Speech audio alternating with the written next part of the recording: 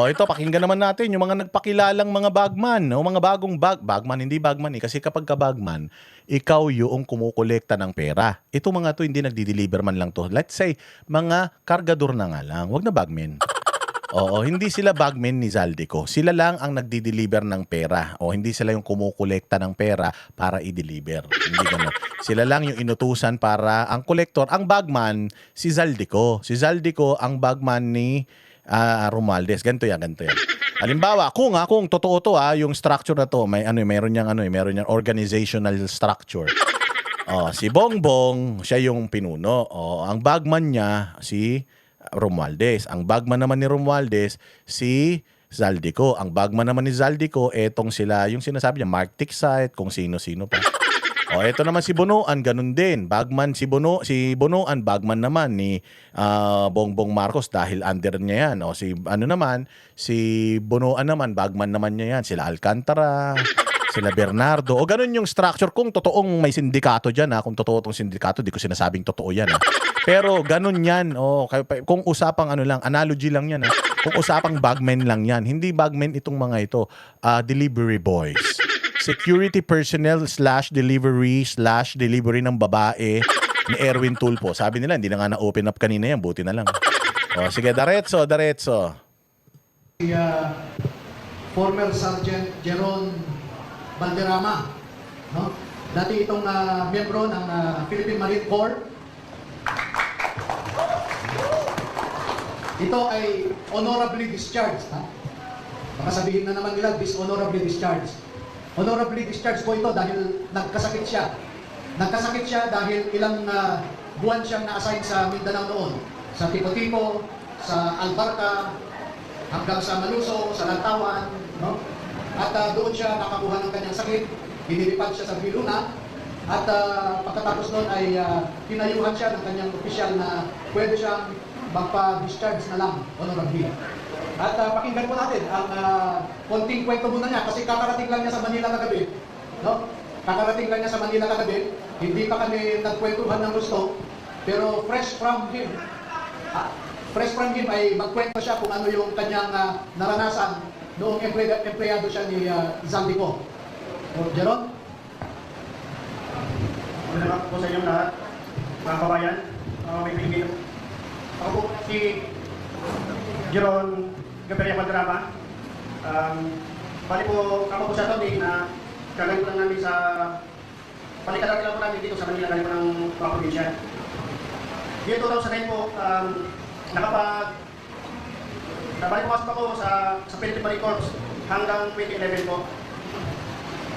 At doon naman po kay former Congressman ni Zaldico, kay Boss AC, nakapasok po ako doon ng July 22, 2024 hanggang end of December 2025.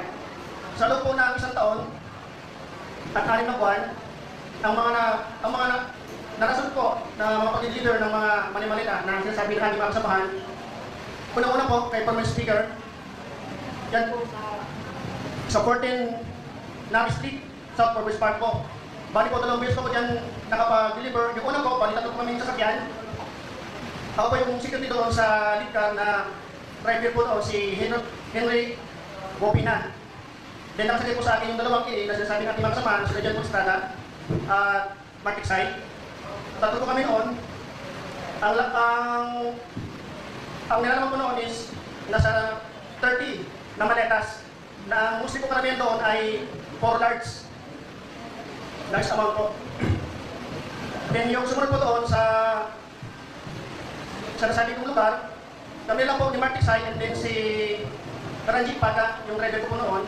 Bali, ang nilibig po namin doon sa 14 na estate, hindi po bababa sa 7 na mix na po yun, may small, medium, and large.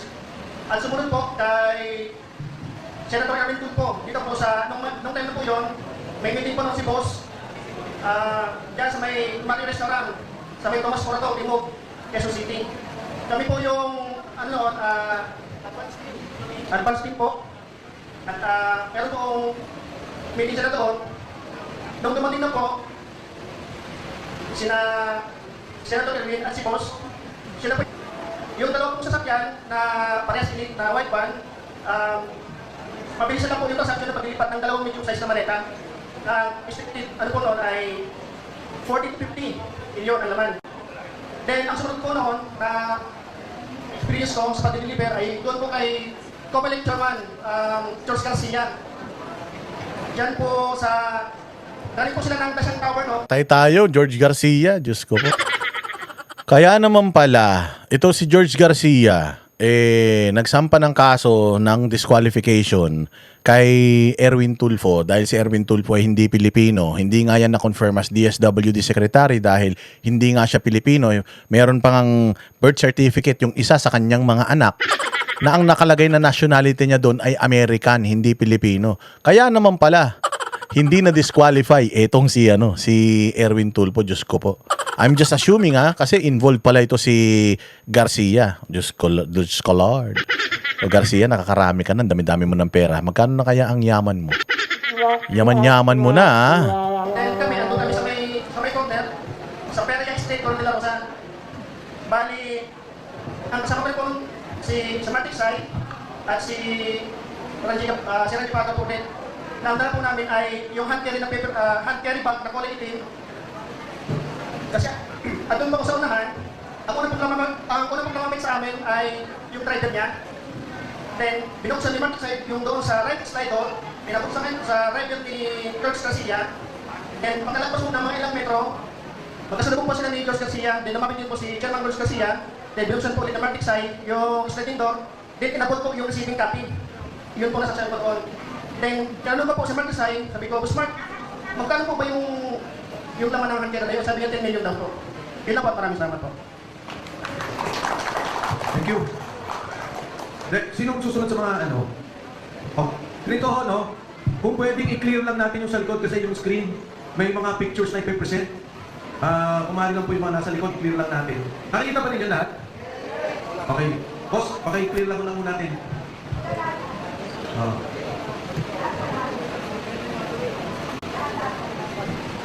Clear lang natin, ha? O, sige. Sino mo nasa susunod? Sige, si Wox, ikaw? Kahit yung initial lang. Hindi, yung kwento mo. Experience mo. Ito na yung mga individual na more or less affidavit nila. Si Waupan ay kararating lang din po niya kaninang umaga. Ay, hindi, kagabi. Kasi umuwi po siya sa Jensan dahil naapektuhan ang kanyang pamilya sa dumaan na lindol. Pati rin po si Dado. Umuwi po sila sa Mindanao noong immediately after the earthquake dahil umiiyak yung kanilang mga anak. Siguro affected psychologically. So, dumating po sila kagabi. Hindi ko po natapos yung affidavit nila. So, kung ano lang yung natapos ko, base sa una nilang kwento, ay yun ang babasakin siguro niya. Wow.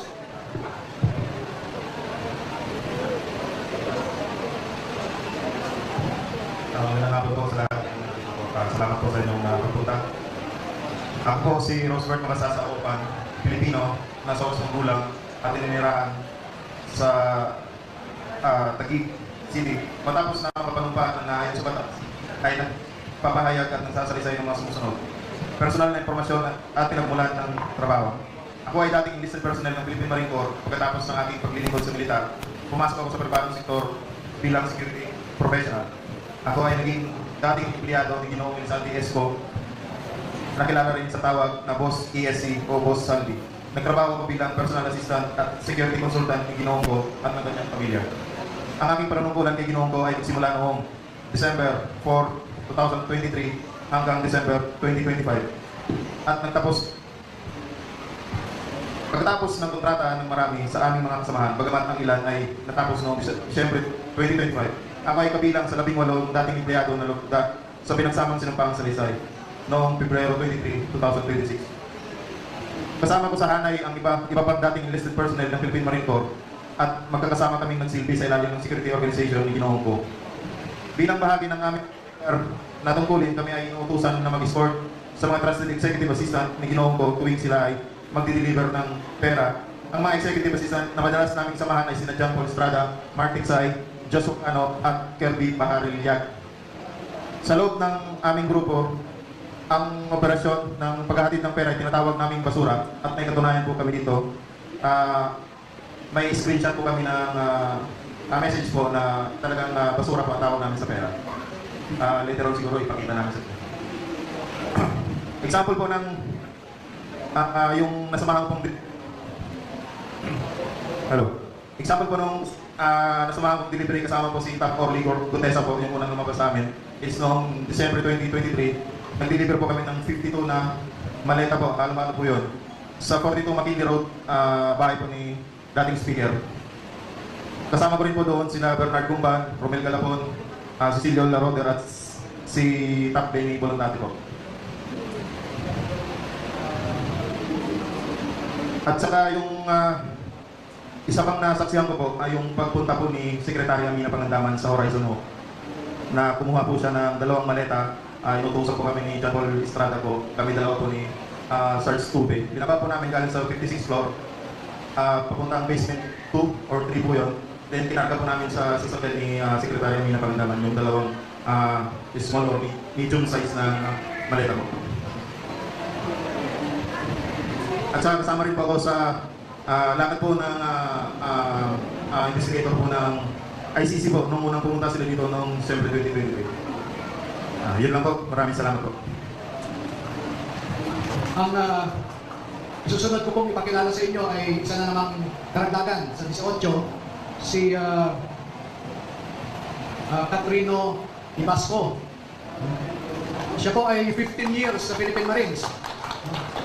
14 years sa combat duty, 1 year as medic.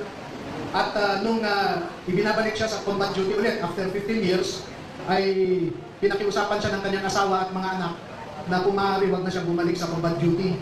Kaya dineclare po siya na AWOL at dishonorably discharged siya after 15 years. Dahil po sa pamilya, ang rason niya kaya hindi na bumalik sa serbisyo. Hindi po siya nagnakaw. So, magandang umaga po sa ating lahat. Ako po si Catrino Ibasco. Nakapasok po ako, nakapagtrabaho po ako kay dating Congressman Elizalde ko noong 22 July 2024. Bali, ang naging trabaho ko doon ay una po, nakapagakot po ako ng aking malitang gera sa Horizon, po 56 floor sa unit po ni Busaldi. Nakapag-security escort din po ako sa ICC. At pagkatapos po mula March hanggang August 2025 ay assign po ako sa bahay ni dating Congressman Elizalde ko. At ang trabaho ko po doon ay nagbantay po ako ng mali-malitang pera doon sa bahay niya sa loob ng 6 na buwan po. At ang huling trabaho ko po, pagbalik ko po ng August, may pinatrabaho po sa akin si Sir Dominguez nung pumutok na po yung issue na ito. Pinatago po sa akin yung parang equipment po o machine na nakaka-receive po ng... Alam mo, ito yung matindi ha. Meron silang equipment, machine, na kailangan para magkaroon ka nito, meron kang clearance galing sa NICA or intelligence or military. Military grade equipment ito na nakakabasa ng mga messages, nakakasagap ng mga tawag sa cellphone. Delikado yan ha. Privacy yan. Ang ina nyo talaga, lahat na lang ng kademonyo ang ginawa. Nagnakaw na kayo ng pera. Pati ba naman yung mga messages, tawag ng mga hindi nyo kano-ano, putang ina, ninanakaw nyo pa rin. Ibang klase. Matindi talaga ang mga kademonyohan ninyo ha. Tinago daw niyo yung 2 equipment. Meron lang daw si Zaldico at saka si Martin Romualdez. Hindi ko alam kung siguro para yung mga kalaban nila, makita nila yung mga messages sa text, tawag, kung ano mga pinag-uusapan, putsang ina, surveillance yan. Meron ba kayong permit para magsagawa ng ganyang klase ng mga surveillance against kahit kanino man? Walang hiya kayo, pati privacy ng tao ninakaw nyo. Ninakaw nyo na yung pera ng taong bayan, pati privacy ng tao kinukuha nyo pa, lahat na lang. Kung pwede lang nakawin nyo pati yung araw, buwan, gabi, pati tulog, pati hininga, pati hangin, tubig, pukin ang ina nyo na nakawin nyo lahat. Hayop kayo talaga, sugapa kayo. Ang ina ninyo. Ang tindi ninyo. Ito yung isa sa dapat imbestigahan kasi yung alam mo yung privacy na to ng mga tao na kung sino man ang mga napaggamitan netong mga ito po, tragis yan, kaya naman pala nadidetect nila. Kaya naman pala sinasabi na minsan yung yung messenger ko may nagbabasa kahit di ko pa nababasa, hisin na Okay ng ina nyo, kayo pala nagbabasa ha. Tarantado talaga kayo ha. Text and call. na si Boss Alvin lang daw po ang meron doon sa si scooter. Bali, tinago ko po yun doon po sa loob ng Camp Aguinaldo ng mga ilang araw. Tapos pinalipat po sa akin sa bahay po ni Sir Dominguez sa Fairview po. Yun lang po. Maraming salamat po.